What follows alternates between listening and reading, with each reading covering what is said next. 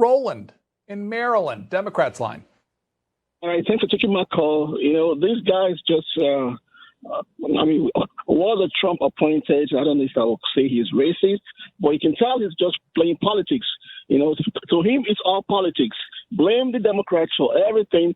Obama was there for 8 years.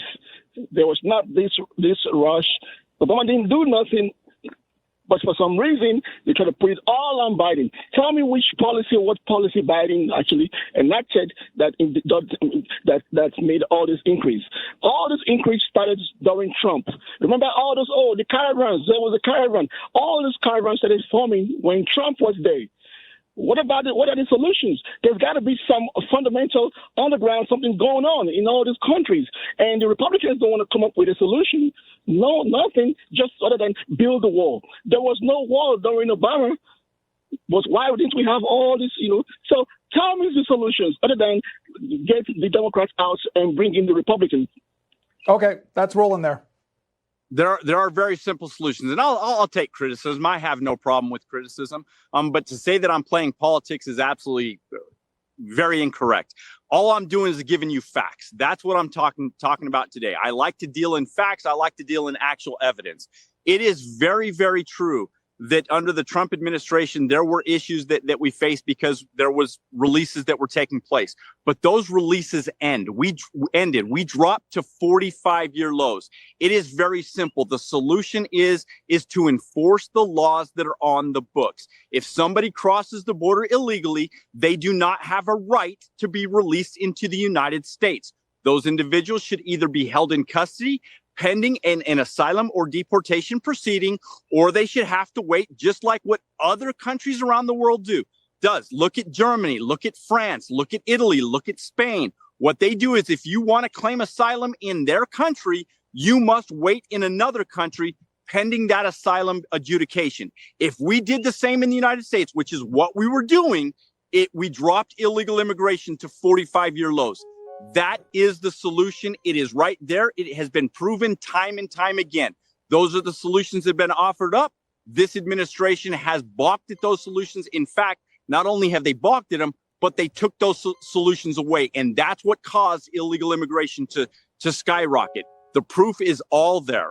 There was a recent Inspector General's report put out about the staffing at both the Customs and Border Protection and ICE, and they determined, or it says, we determined that both those organizations' current management of law enforcement staffing resources is unsustainable. CBP and ICE workloads have grown significantly due to factors beyond DHS's control, such as increasing border encounters and travel volume. Ultimately, what does that mean for the people that you represent?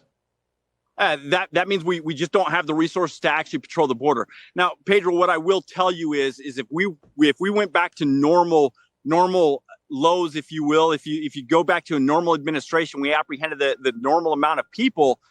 We do have the resources. I do not want to burden the taxpayer. I don't want more resources. I'm not asking Congress to give us more infrastructure, technology, personnel.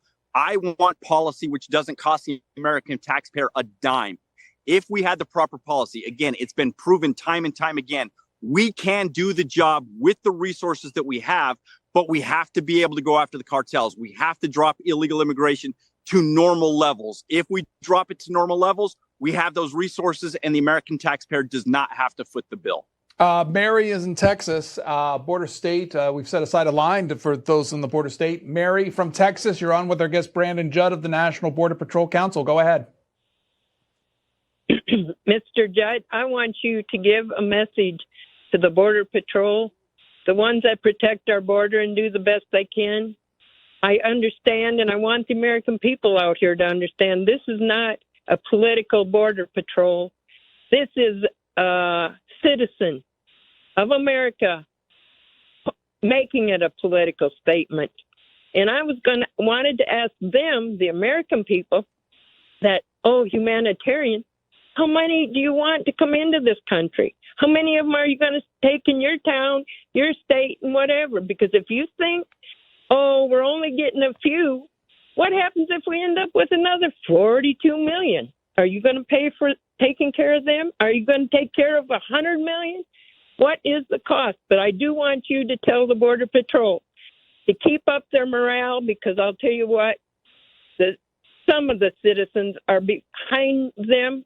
No, it's not political. And no, this is being put among the citizens that is making it political. Thank you.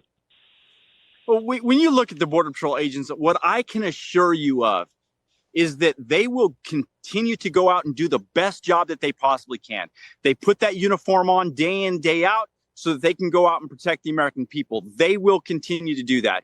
It does frustrate me, and it does upset me when we're talking about a very serious issue and we're using a set of facts, and then people do call us racist. I mean, that happens all the time. We were equated by one politician as running concentration camps, equating us to Nazi Germany, when all we're doing is enforcing laws and running the facilities that were built under President Obama. It does become very frustrating when we're talking about this, and the only thing that can come up is racist. When I don't believe that I said one thing here today that would be even remotely considered racist. What we're talking about is we're talking about the rule of law. Why is the rule of law important, and how we can continue with the rule of law to keep this country the greatest country in the world. I believe that we are. I want to continue to be the greatest country in the world, but we can't do that if we're not properly enforcing the rule of law.